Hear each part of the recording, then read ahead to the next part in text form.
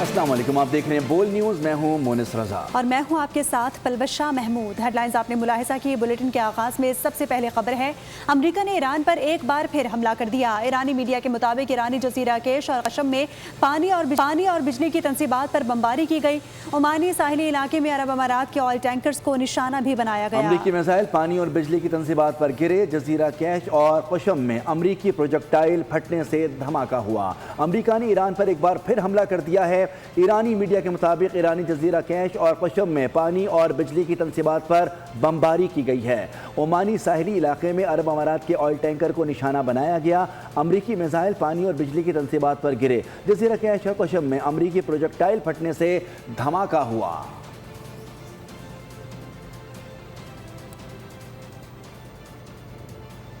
امریکی حملوں پر ایران نے پھر جوابی وار کیا۔ ایران نے بحرین میں امریکی فوجی اہداف پر بڑے حملوں کا دعویٰ کیا ہے۔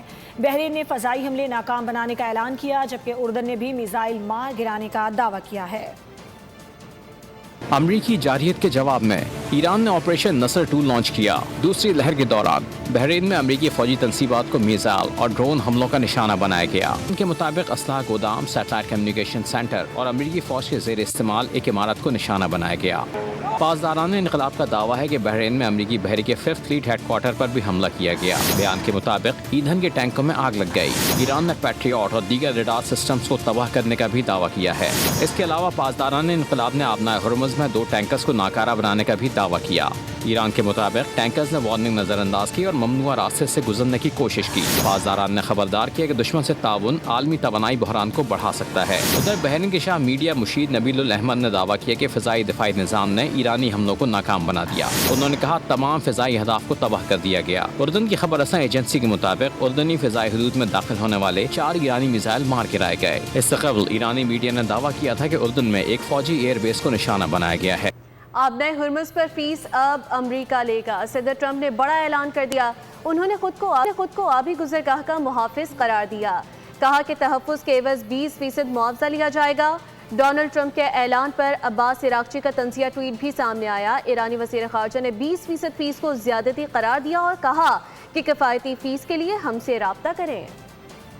میں ایران سے امان چاہیے تو امریکہ کو معاوضہ دیں۔ امریکی صدر نے خطے کے ممالک پر واضح کر دیا، کہا تحفظ دیں گے تو قیمت لیں گے۔ Yeah, I want to be reimbursed because we're protecting a very rich portion of the world. We're spending money.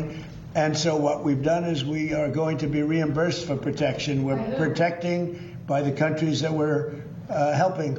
For instance, you look at the 5 countries. You have Saudi Arabia, UAE, you have Qatar, Bahrain. And by the way, you have others. You have Kuwait and you have others. Which has tremendous amounts of oil that we control. امریکی صدر کے بیان پر ایرانی وزیر خارجہ سے رہا نہ گیا۔ عباس عراقچی نے چپتا ہوا ٹویٹ کر ڈالا، کہا امریکی صدر درست کہہ رہے ہیں، آبنائے ہرمز میں جو بھی تحفظ فراہم کرے گا وہ فیس لے گا۔ ایران ہمیشہ سے ہرمز کا محافظ رہا ہے، ایسے میں 20% فیس بہت زیادہ ہے، ہمارے دام مناسب ہوں گے۔ سنا ایئرپورٹ حملے کے الزام میں حوثیوں نے سعودی عرب پر بیلسٹک میزائل داغ دیا۔ تاہم سعودی عرب کا کہنا ہے کہ حوثیوں کی جانب سے فائر کیے گئے میزائل کو مار گرایا ہے۔ سعودی اتحادی فورس کے ترجمان میجر جنرل ترکی المالکی کا کہنا ہے کہ حوثیوں نے سعودی عرب کے جنوبی علاقے پر میزائل فائر کیے، تاہم ملکی فضائی دفاعی نظام نے میزائل فضا میں ہی تباہ کر دیے۔ اس سے قبل حوثی فورسز نے سنا ایئرپورٹ حملے کا الزام سعودی عرب پر عائد کرتے ہوئے جوابی کارروائی کا اعلان کیا تھا۔ اردن کے عوام امریکی اڈوں کے خاتمے کا مطالبہ کریں، اس سے فلسطینیوں کی مدد اور خطے میں امن ممکن ہوگا۔ پاسداران انقلاب نے اردن کے عوام کو بڑا پیغام دے دیا۔ کہا کہ آج اردن میں اس امریکی فضائی اڈے کو نشانہ بنایا ہے جہاں سے ایران پر حملے کیے گئے۔ امریکی جارحیت کے پہلے روز انہی اڈوں سے حملوں میں میناب میں 186 بچوں اور اساتذہ کو شہید کیا گیا تھا۔ ایران نے امریکی فوجی اہداف کو کارروائیوں کے ذریعے نشانہ بنایا ہے۔ ایران کو اردن یا اس کے عوام سے کوئی دشمنی نہیں، اردن کے عوام کا انتہائی احترام کرتے ہیں۔ امریکہ اور ایران کے درمیان کشیدگی میں اضافہ، عالمی منڈی میں تیل کی قیمتوں کو پڑ لگ گئے۔ عالمی منڈی میں تیل کی قیمتوں میں دو روز میں تقریباً 11% اضافہ ریکارڈ کیا گیا۔ برینٹ خام تیل کی قیمت 13% اضافے کے بعد $86.87 فی بیرل تک پہنچ گئی۔ WTI خام 11% بڑھ کر $80.62 فی بیرل کا ہو گیا۔ مربن روٹ آئل 10% اضافے کے ساتھ $83.16 فی بیرل تک پہنچ گیا۔ پاک ترکیہ تعلقات نئی بلندیوں کو چھونے لگے۔ فیلڈ مارشل سید عاصم منیر کی ترک صدر رجب طیب ایردوان سے ملاقات ہوئی۔ بات چیت میں باہمی اسٹریٹجک شراکت داری مزید مضبوط بنانے پر اتفاق کیا گیا۔ فیلڈ مارشل کی جنرل سلچک سے بھی ملاقات ہوئی۔ پاکستانی سپہ سالار کو دو طرفہ دفاعی تعاون کے فروغ پر اعلیٰ اعزاز سے بھی نوازا گیا۔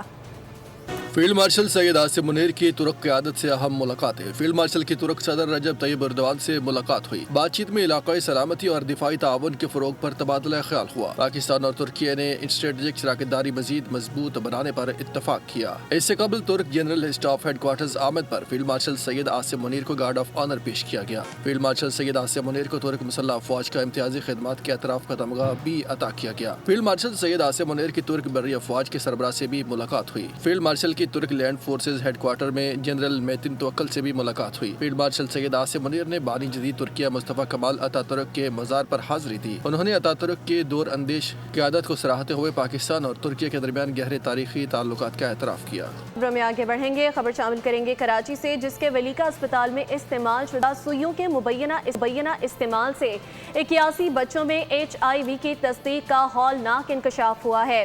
اس سنگین واقعے کے باوجود اسپتال انتظامیہ تاحال غفلت کی نیند سو رہی ہے اور بیک یارڈ میں خون آلود روئی، ڈرپ سیٹس اور طبی فضلہ بدستور موجود ہے، جس سے مزید خطرناک امراض پھیلنے کا خدشہ ظاہر کیا جا رہا ہے۔ سندھ ہیلتھ کیئر کمیشن کی مجرمانہ خاموشی اور عدم کارروائی نے اس کی کارکردگی پر سنگین سوالات کھڑے کر دیے ہیں۔ ناظرین کو بتائیں، کراچی کے ولیکا اسپتال میں استعمال شدہ سوئیوں کے مبینہ استعمال سے 81 بچوں میں HIV کی تصدیق کا ہولناک انکشاف ہوا ہے، لیکن اس سنگین واقعے کے باوجود اسپتال انتظامیہ تاحال غفلت کی نیند سو رہی ہے۔ بیک یارڈ میں خون آلود روئی پائی گئی ہے، جس سے مزید خطرناک امراض پھیلنے کا خدشہ ظاہر کیا جا رہا ہے۔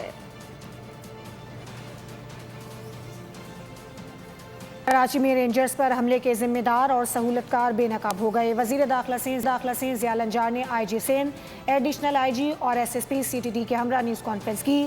کہا کہ دہشت گردوں میں سے 3 کا تعلق افغانستان سے تھا۔ حملے کی پوری منصوبہ بندی افغانستان میں کی گئی۔ دہشت گردوں کو تمام ہدایات افغانستان سے مل رہی تھیں۔ دشمن نے کراچی میں عدم استحکام پیدا کرنے کے لیے ایک ناکام کوشش کی۔ پاکستان رینجرز سندھ کی کیمپ پر 4 دہشت گردوں نے حملہ کیا۔ ان 4 دہشت گردوں میں سے 3 دہشت گرد افغانی تھے، جبکہ ایک باجوڑ کا رہائشی تھا۔ دہشت گردوں کے تمام ہینڈلرز افغان سرزمین سے ان کو ہدایت دے رہے تھے۔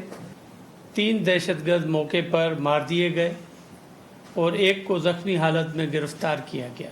حملے میں ملوث سہولت کاروں کے نیٹ ورک کو بے نقاب کر دیا ہے۔ نیوز بلیٹن میں فی الوقت اتنا ہے۔ مزید خبروں اور اپڈیٹس کے لیے آپ وزٹ کر سکتے ہیں ہماری ویب سائٹ bolnews.com۔ دیکھتے رہیے بول۔